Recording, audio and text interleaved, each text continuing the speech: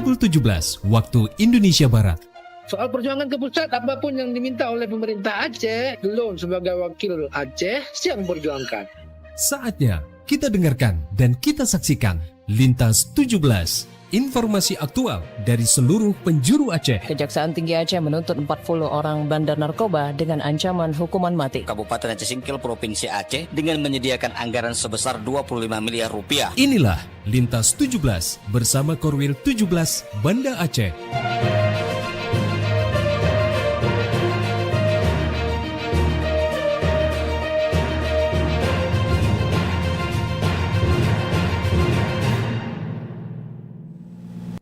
Assalamualaikum warahmatullahi wabarakatuh.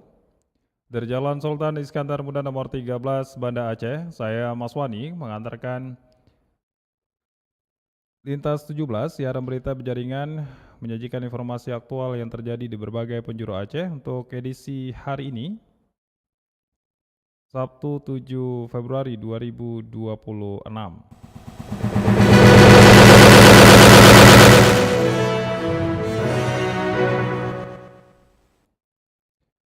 Berita utama yang dapat Anda simak sore ini diantaranya, Menteri Pekerjaan Umum Bodi Hangodo meninjau sinkhole atau tanah amblas di Pondok Balik, Kabupaten Aceh Tengah.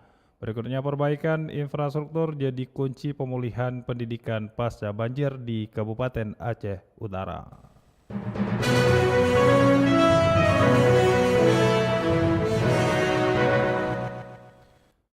Siaran berita berjaringan ini dapat juga Anda akses melalui RRI Digital, serta turut disiarkan Radio Mena FM 10 Salam, Merdu FM PD Jaya, Radio Sapa FM, Suara Bujang Salim Lok Semawe, Radio Asalam UIN Arandiri Darussalam Banda Aceh, Radio Suara Sabang, Radio Mutiara FM PD, Radio Cempala Kuneng Aceh Timur, Radio Sulu Tamiang, serta dirilai RRI Radio Rimba Raya.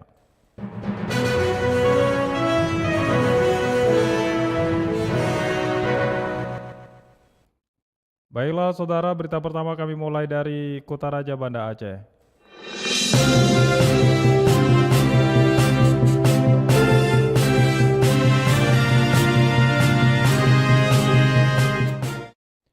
Jadwal pelaksanaan Pora ke-16 di Kabupaten Aceh Jaya belum dapat dipastikan meski progres pembangunan venue telah mencapai 65%. Selengkapnya dilaporkan Cindy Novita. Pelaksanaan Pekan Olahraga Aceh Pora ke-15 hingga kini belum dapat dipastikan akan digelar tahun ini. Hal tersebut disebabkan sejumlah daerah di Aceh masih memfokuskan perhatian dan anggaran pada pembenahan wilayah pasca bencana yang melanda beberapa kabupaten dan kota. Kepala Dinas Pariwisata, Ekonomi Kreatif, Pemuda dan Olahraga Kabupaten Aceh Jaya, Fahmi Sulaiman, menyebut pemerintah daerah belum bisa memastikan Pora ke-15 terlaksana sesuai jadwal awal. Tidak bisa memastikan apakah untuk tahun ini berjalan atau tidak kegiatan Pora itu. Untuk masing-masing cabang olahraga mungkin di atas 65% semua sudah tertangani dan sisanya akan kita upayakan 100% di tahun 2026 ini. Kondisi kebencanaan yang masih berlangsung di sejumlah daerah menjadi pertimbangan utama, mengingat prioritas pemerintah saat ini adalah pemulihan infrastruktur dasar dan kebutuhan masyarakat terdampak bencana. Meski demikian, Fahmi menegaskan bahwa progres pembangunan dan persiapan venue Pora ke-15 tetap berjalan. Hingga saat ini seluruh venue olahraga yang dipersiapkan telah mencapai sekitar 65% pengerjaan. Ia menambahkan pemerintah daerah menargetkan seluruh venue rampung 100% pada tahun ini. Penyelesaian tersebut diharapkan dapat memastikan kesiapan Aceh Jaya sebagai tuan rumah Pora ke-15 apabila pelaksanaannya diputuskan berlangsung setelah kondisi daerah dinilai lebih stabil. Dari Banda Aceh, Cindy Novita melaporkan.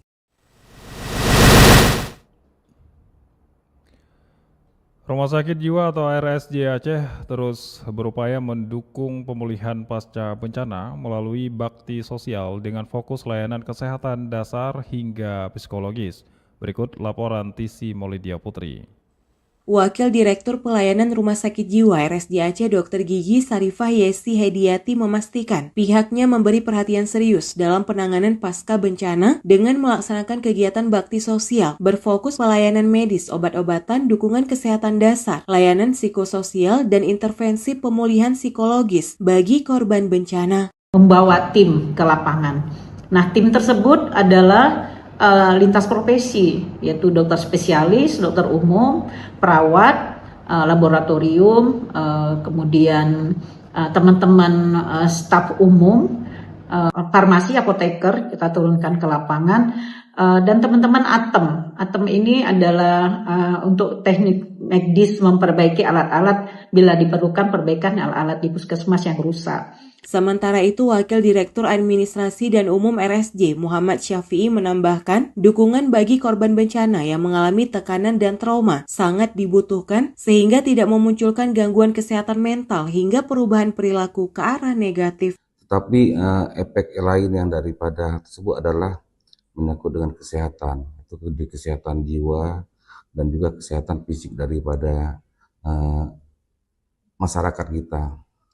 Mungkin dengan kehilangan harta benda atau kehilangan keluarga dan segala macam itu berefek kepada mental mereka. Spesialis kesehatan jiwa yang memberi pelayanan langsung bagi korban bencana, Dr. Malawati membenarkan bahwa berdasar hasil screening pemeriksaan terhadap para penyintas, ditemukan berbagai gangguan yang membutuhkan penanganan lanjutan, mulai dari gangguan penyesuaian hingga jiwa. Tidak khusus untuk pelayanan kesehatan jiwa. Jadi pelayanan kesehatan dulu, baru pada saat kita melakukan pelayanan kesehatan itu ada terscreening beberapa pasien yang mengalami gangguan jiwa ataupun yang belum menjadi kegangguan jiwa adalah jadi gangguan penyesuaian buat mereka.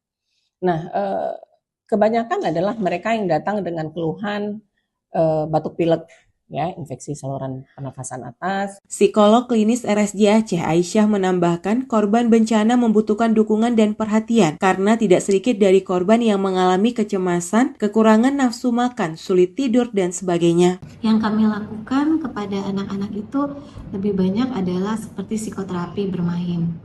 Jadi kami ada menggali dengan pohon harapan, kemudian menggali regulasi emosi mereka, hal-hal positif yang kami lakukan. Walaupun dalam kondisi adik-adik itu dalam kondisi sedih, dalam kondisi mereka kehilangan, tapi yang kami bangun adalah harapan-harapan. Rumah Sakit Jiwa Aceh terus memperkuat koordinasi dengan jajaran kabupaten kota, instansi terkait, organisasi profesi, maupun lembaga dalam mempercepat pemulihan pasca bencana. Dari Banda Aceh, Tisi Molidia Putri melaporkan.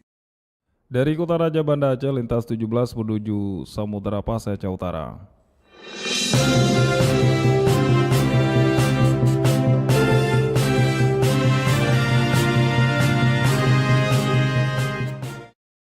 Perbaikan infrastruktur jadi kunci pemulihan pendidikan pasca banjir di Kabupaten Aceh Utara. Selengkapnya dilaporkan reporter RRI Losmawe, Maimun Akbar.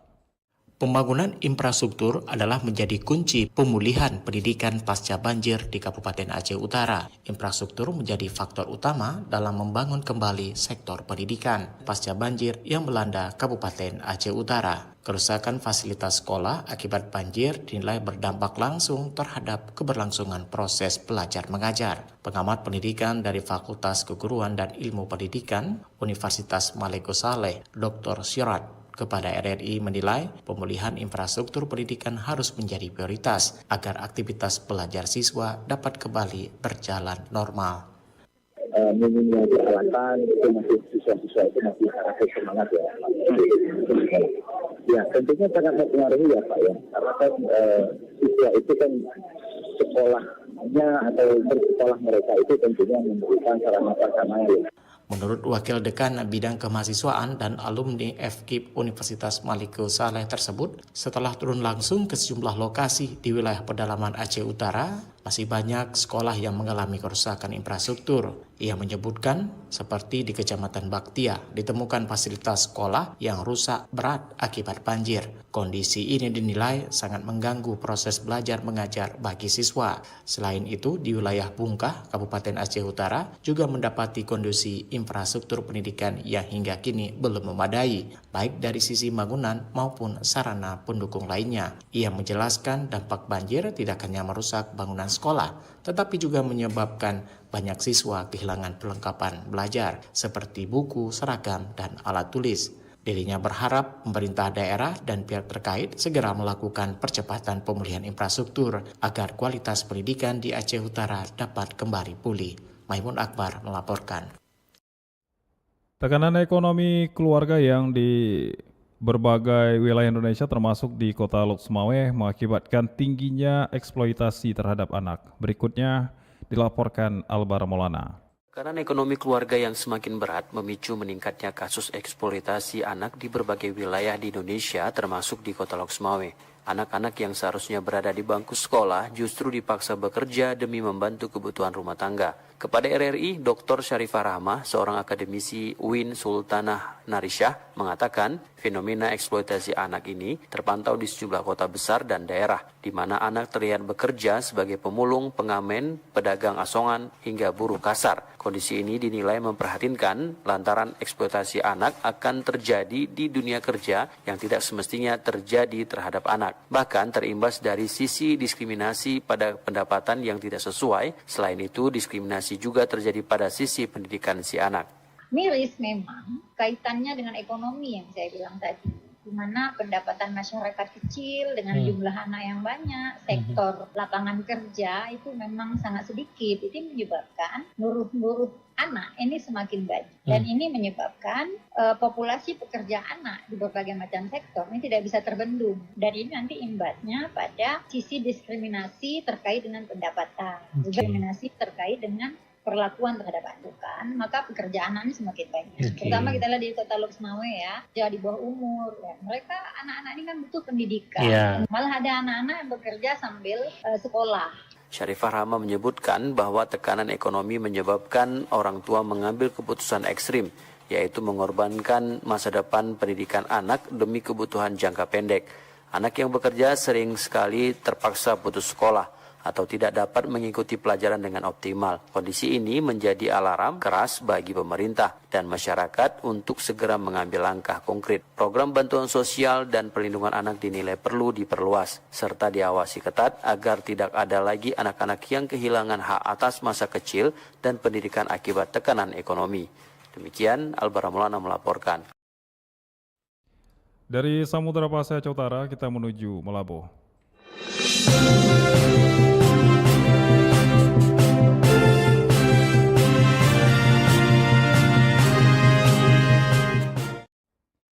Dinas Lingkungan Hidup Kabupaten Aceh Barat menggelar pertemuan dengan seluruh kepala desa di Kecamatan Johan Pahlawan untuk membahas penanganan tempat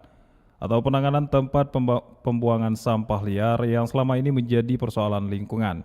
Berikut laporan Arif Rizalul dari Malabo. Dinas Lingkungan Hidup DLH Kabupaten Aceh Barat menggelar pertemuan bersama seluruh kepala desa dan wilayah Kecamatan Johan Pahlawan guna membahas penanganan tempat pembuangan sampah TPS liar yang selama ini menjadi persoalan lingkungan. Rapat tersebut berlangsung di Aula Teku Umar Sedekap Kabupaten Aceh Barat. Kepala DLH Aceh Barat Kurdi mengatakan berdasarkan hasil penataan di lapangan oleh DLH terdapat 10 titik PS liar di wilayah Kecamatan Johan Pahlawan yang harus segera dilakukan penanganan secara serius dan berkelanjutan, sebab penanganan sampah di masyarakat tidak bisa dilakukan sendiri oleh pemerintah daerah tetapi perlu keterlibatan aktif pemerintah kampung dan masyarakat. Oleh karena itu pertemuan tersebut merupakan untuk menyamakan persepsi agar penanganan sampah dapat dilakukan secara baik dan benar. Kita sepakat dengan desa untuk bersama-sama membantu menyelesaikan TPS liar.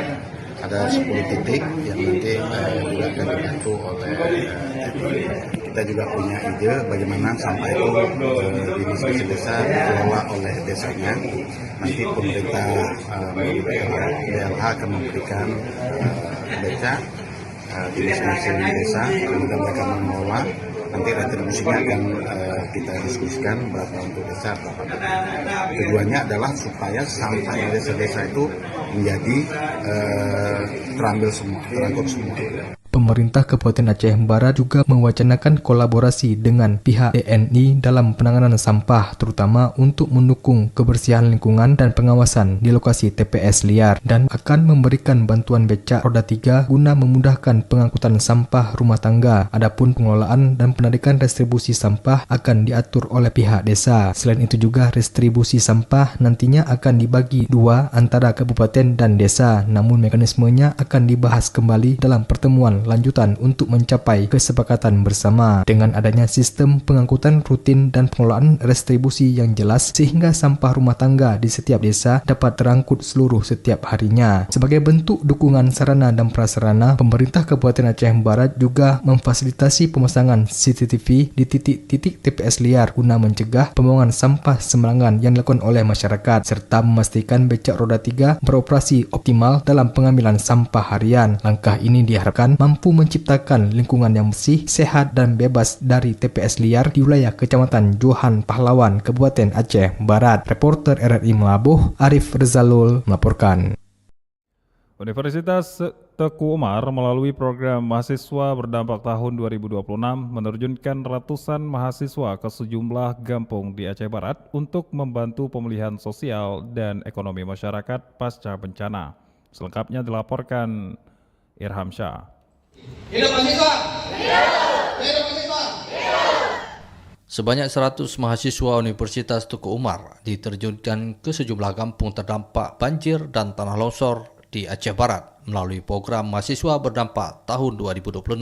Program ini menjadi bagian dari upaya pemulihan sosial dan ekonomi masyarakat pasca bencana yang terjadi pada akhir November 2025 lalu. Program mahasiswa berdampak tersebut secara resmi dilepas oleh Wakil Bupati Aceh Barat Said Fadel di halaman kantor Bupati Aceh Barat Jumat pagi.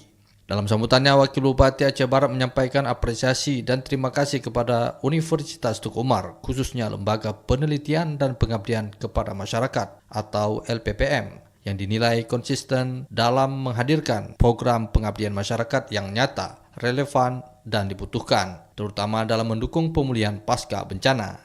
Beberapa kampung seperti Kampung Kawin dan Kampung Campak masih membutuhkan pendampingan, sentuhan inovasi, dan semangat kolaborasi dalam proses pasca bencana. Kehadiran adik-adik mahasiswa di sana diharapkan mampu menghadirkan energi baru, memperkuat semangat pemulihan, serta menumbuhkan harapan dan kepercayaan masyarakat. Ia juga berpesan agar mahasiswa turun ke lapangan dengan sikap rendah hati, menjaga etika, serta menghormati adat dan budaya setempat. Sementara itu, Ketua Lembaga Penelitian dan Pengabdian kepada Masyarakat Universitas Teku Umar, Insinyur Yuliatul Muslimah, MP, menjelaskan program mahasiswa berdampak merupakan inisiatif kementerian yang mendorong keterlibatan aktif mahasiswa dalam menjawab persoalan nyata di tengah masyarakat. Jadi program ini kita mendapatkan menang proposal itu 8 loh Pak. Tapi 2 diantaranya kita di Aceh Barat. Itu jumlah mahasiswa kami tempatkan di sana 101 proposal ataupun satu desa itu 50. Dari fakultas yang berbeda. Mudah-mudahan kita mengharapkan desa yang melakukan ataupun mahasiswa yang melakukan pengabdian di desa itu memberikan dampak yang positif dan ada manfaatnya untuk masyarakat di sana. Di sisi lain, 2 mahasiswa Universitas Teku Umar, Chelsea Mahasi dan Inkan Safitri, menyatakan kesiapan mereka untuk terlibat langsung membantu masyarakat terdampak bencana. Program mahasiswa berdampak diharapkan mampu memperkuat peran perguruan tinggi sebagai agen perubahan, sekaligus menumbuhkan kepedulian sosial mahasiswa terhadap lingkungan dan masyarakat. Reporter RRI Melabuh Irham Syah melaporkan. Dari Melabuh, lintas 17 bergerak menuju dataran tinggi Tanogayo.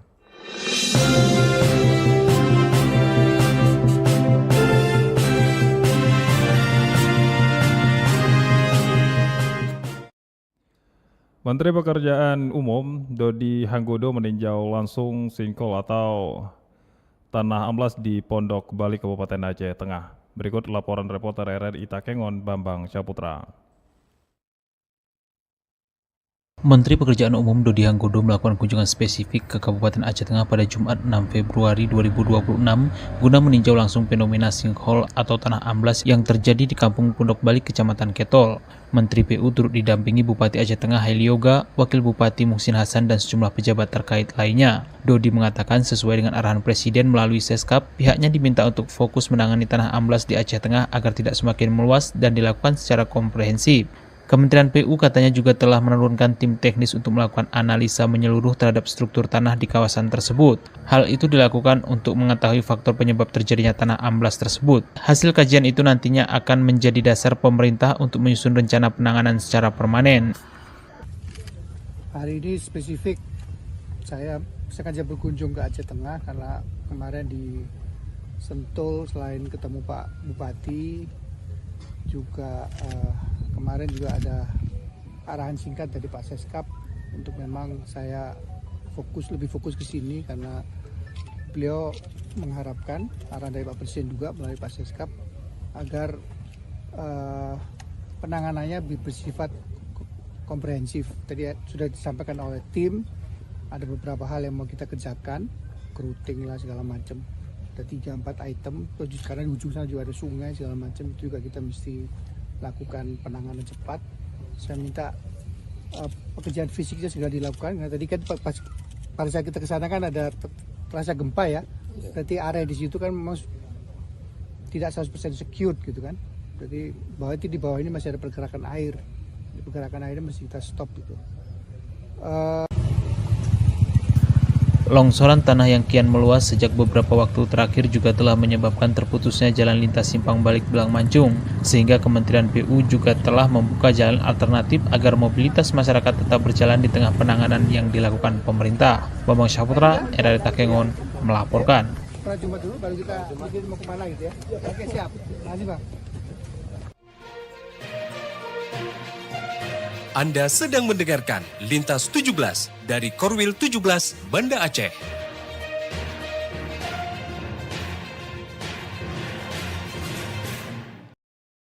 Anda telah menyimak berita-berita dari Kutaraja Banda Aceh, Loksmawe, dan Takengon. Kami ajak Anda bergerak menuju kawasan Bumi Syekh Abdul Rauf As-Singkili.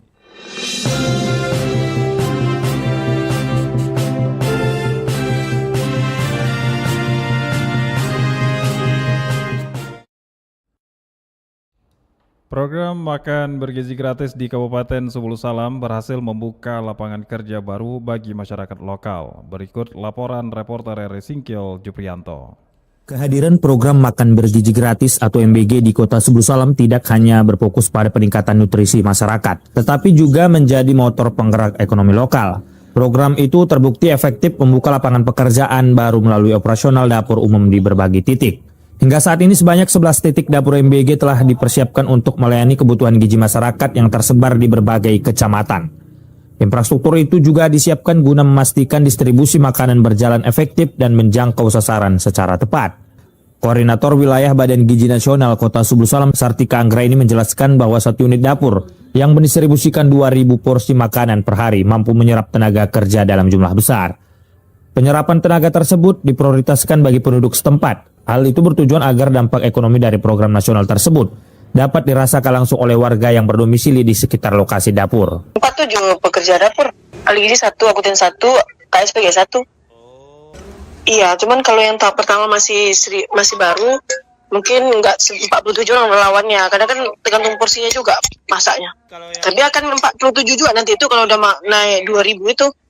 Pegawai BGN itulah kepala SPG, ahli gizi sama akuntansinya. Sartika juga menambahkan bahwa rata-rata karyawan yang rekrut memang berasal dari daerah sekitar dapur berada. Langkah itu diambil untuk memudahkan mobilisasi sekaligus memberdayakan potensi sumber daya manusia di tiap kecamatan.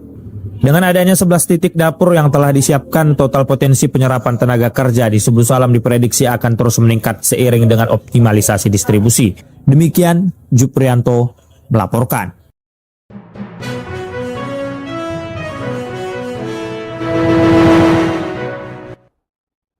Dengan berakhirnya laporan tadi, berakhir sudah Lintas 17 sore ini. Berita utama dari RRI sewilayah batas Selasar Korwil 17 Banda Aceh. Atas perhatian Anda kami ucapkan terima kasih. Wassalamualaikum warahmatullahi wabarakatuh. Sekali di udara tetap di udara. Demikian Lintas 17 sore ini. Produksi Korwil 17 Banda Aceh.